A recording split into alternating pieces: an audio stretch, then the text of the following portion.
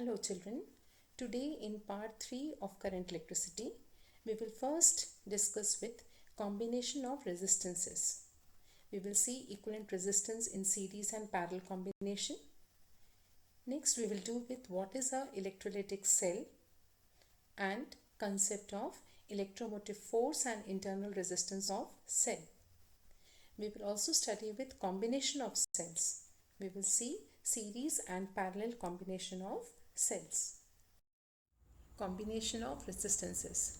Let us first take series combination of resistances. We take three resistances R1, R2 and R3 connected end to end to a potential V. Okay, in series combination the current through each resistance is same.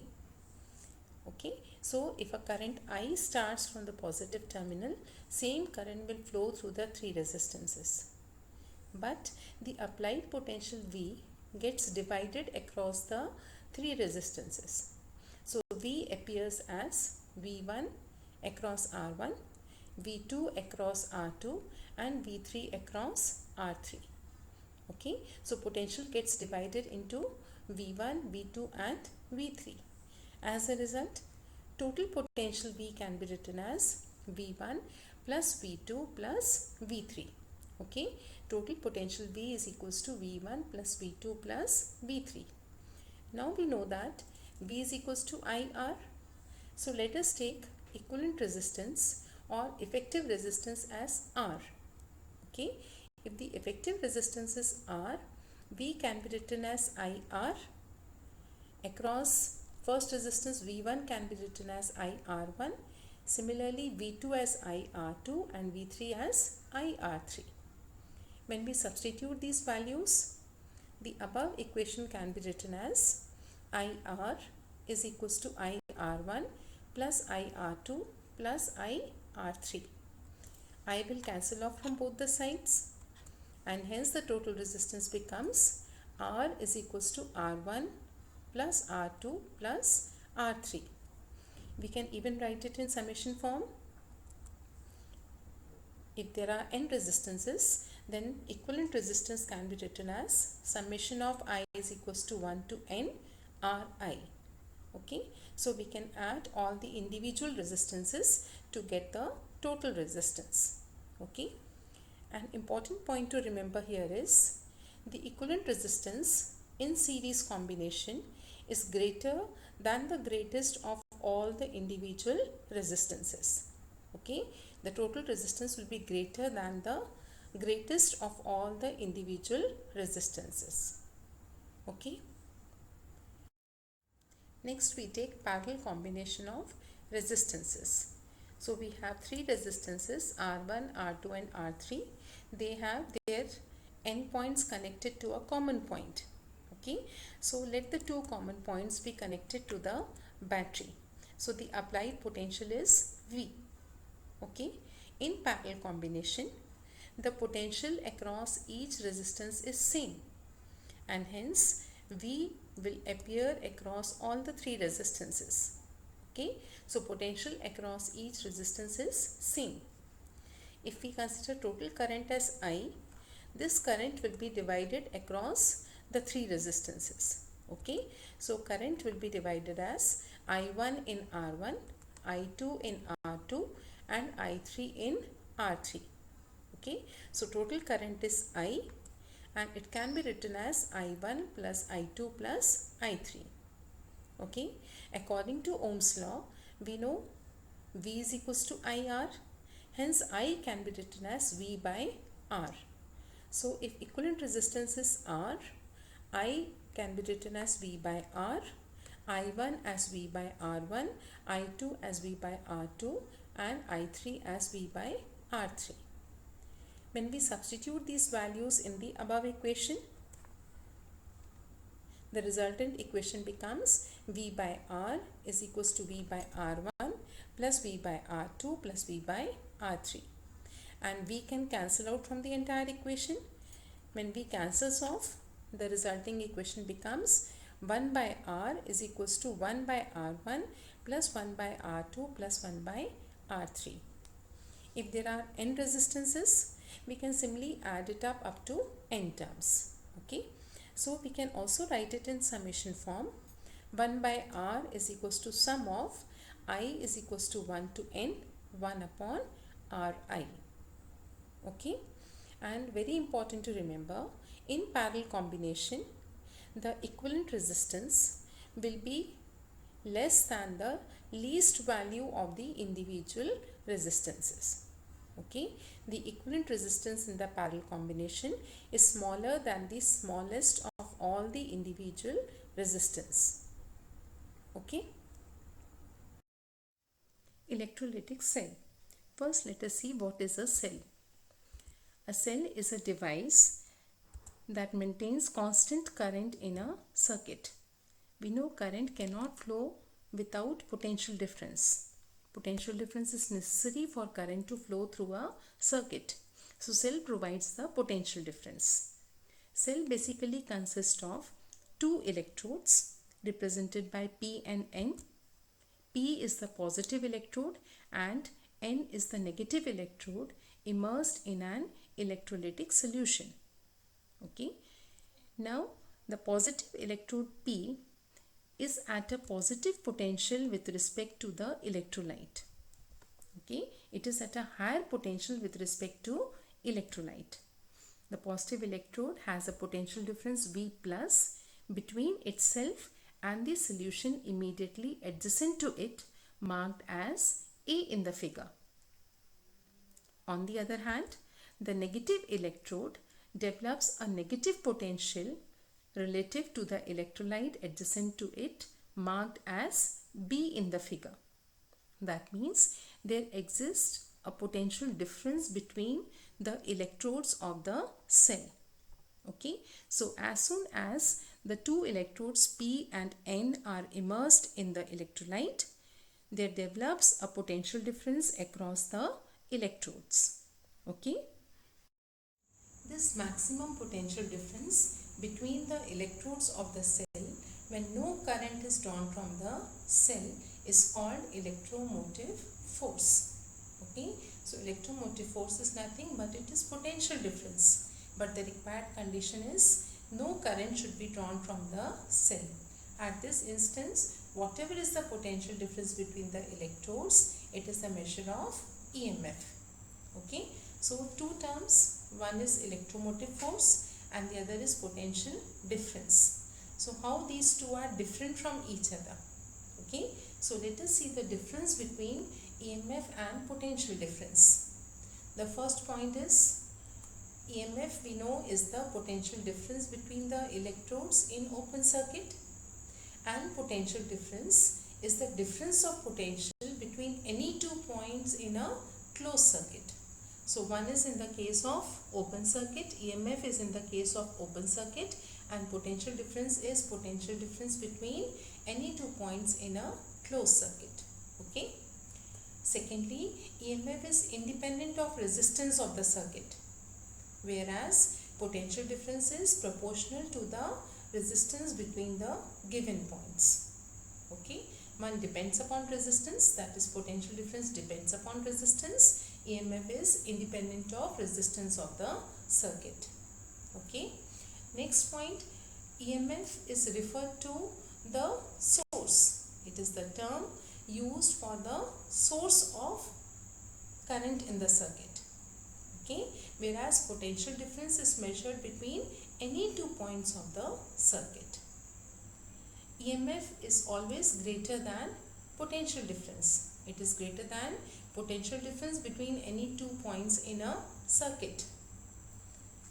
Potential difference will be less than EMF, but potential difference is greater than EMF when the cell is being charged. Moreover, I should say, when the battery is charged using some external source, at the time of charging, potential difference will be greater than the EMF of the battery that is being charged. Okay, so these are the points that differentiate between EMF and potential difference. Okay, internal resistance of a cell. Let us take a closed circuit. In the external circuit, we can see the current flows from positive to negative terminal of the cell, whereas through the cell the current should flow from negative to positive.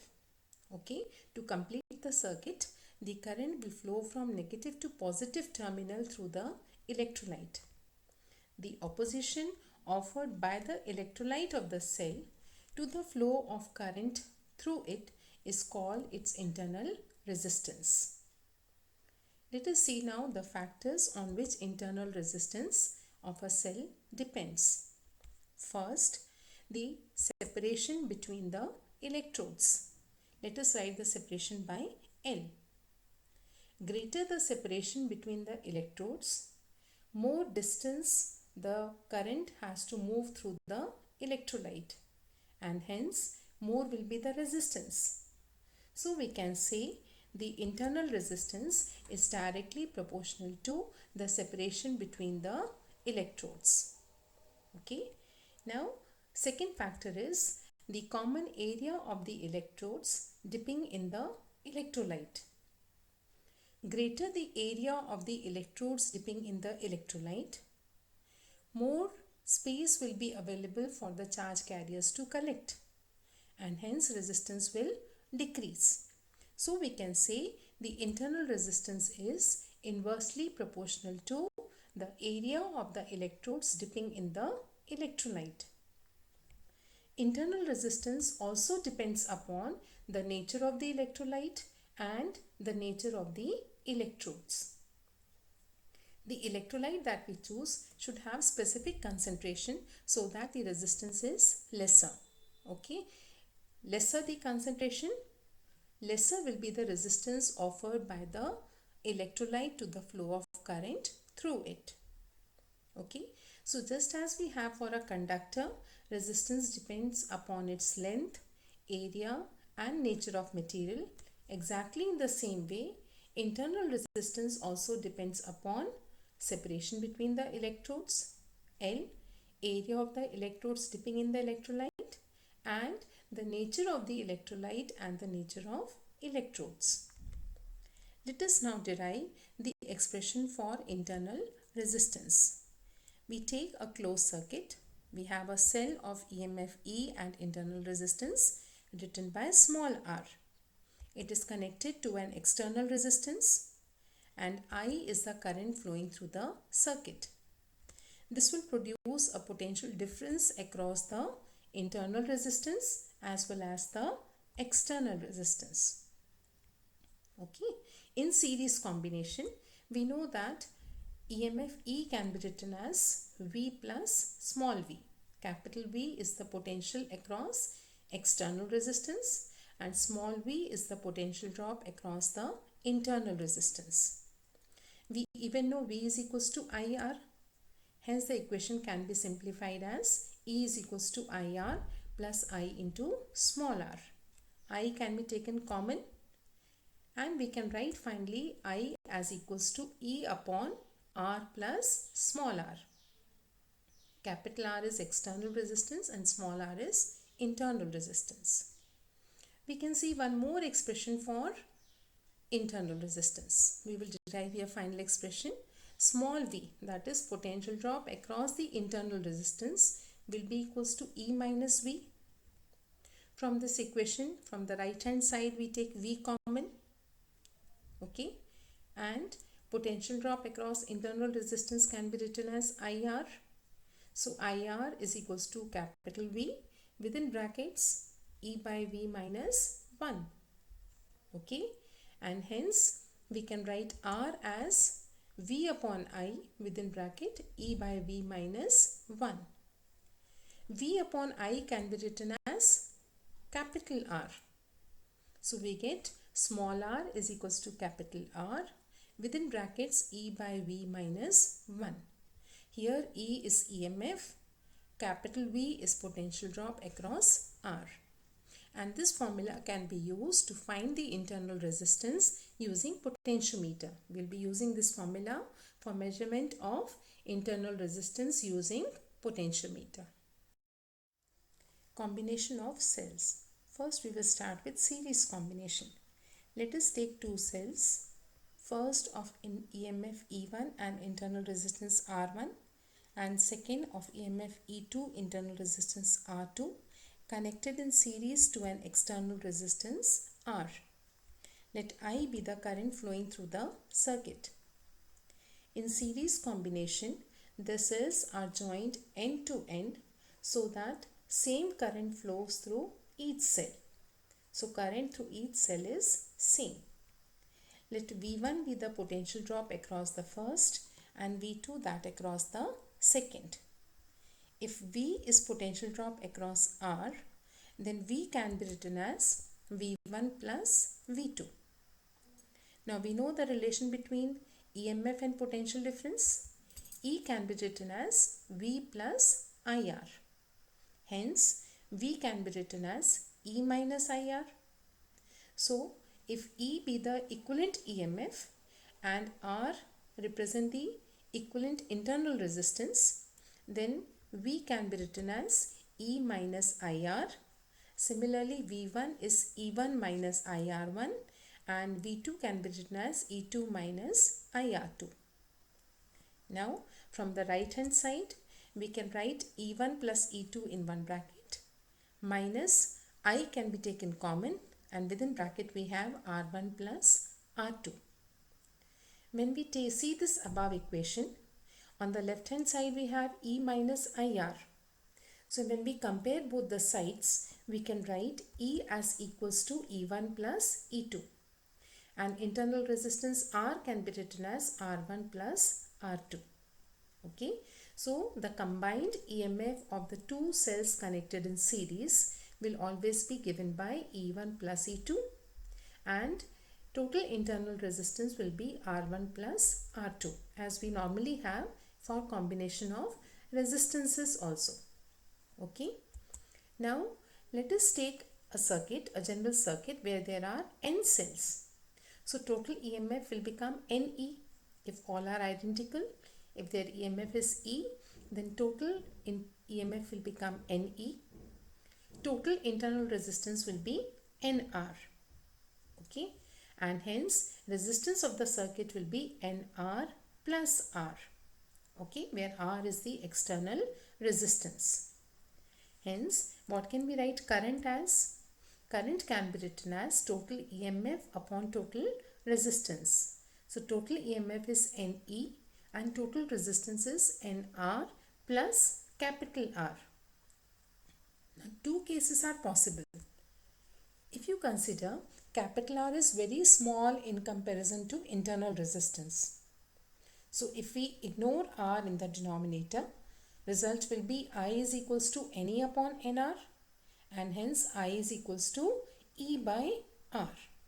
Okay. So though you are connecting n cells, but current is same as what will be produced by a single cell. If there was only one cell, then current will be EMF upon its resistance. On the other hand, if you consider NR is very small in comparison to R, मतलब यदि external resistance बहुत ज़्यादा है तो हम small NR जो है इसको negligible कर देंगे, तो current कितना आ जाएगा? Now current will become N into E by capital R. That means now the current is I is equals to N into E by R. So what can we conclude from here? From here we conclude that when internal resistance is negligible in comparison to the external, then the cells should be connected in series to get maximum current. When do we use series combination? When the internal resistance is negligible comparison to external resistance, then the cells should be connected in series and we will be getting maximum current. Okay.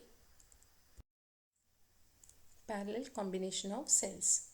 Let us take two cells. First of EMF E1 internal resistance R1 and second cell of EMF E2 internal resistance R2. Their positive terminals are connected at one point and negative terminal at another common point. Let the external resistance of the circuit be R. If I1 and I2 are the current from the two cells, total current can be written as I1 plus I2.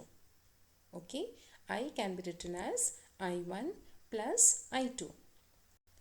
Now we take the fundamental equation E is equals to V plus IR.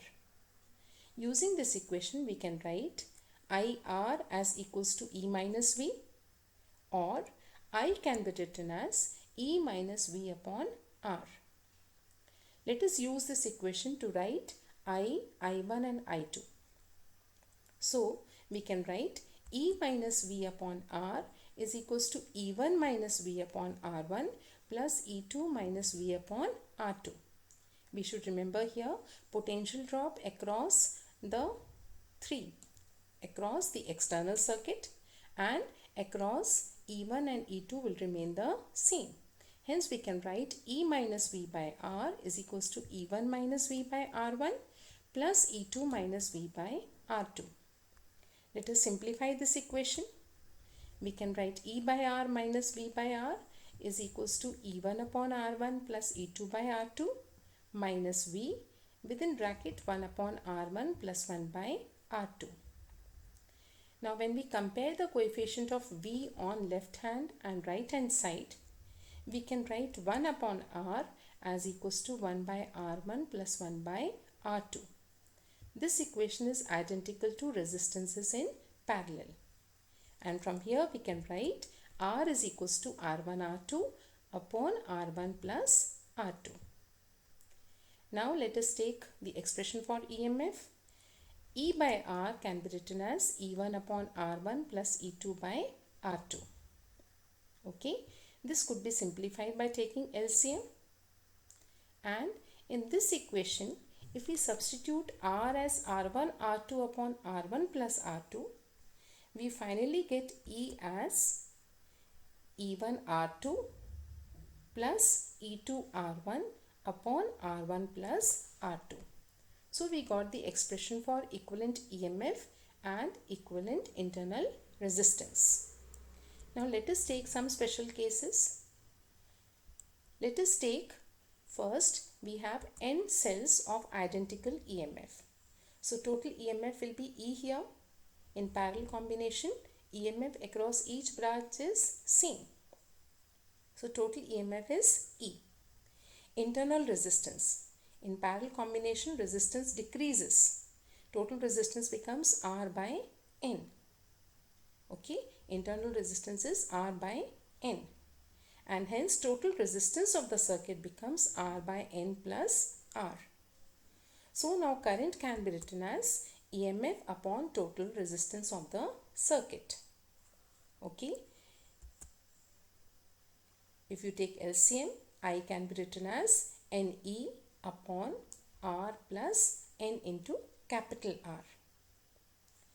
In this equation, if you assume external resistance is very small in comparison to internal resistance, if we consider R to be negligible, then current becomes N within brackets E by small r.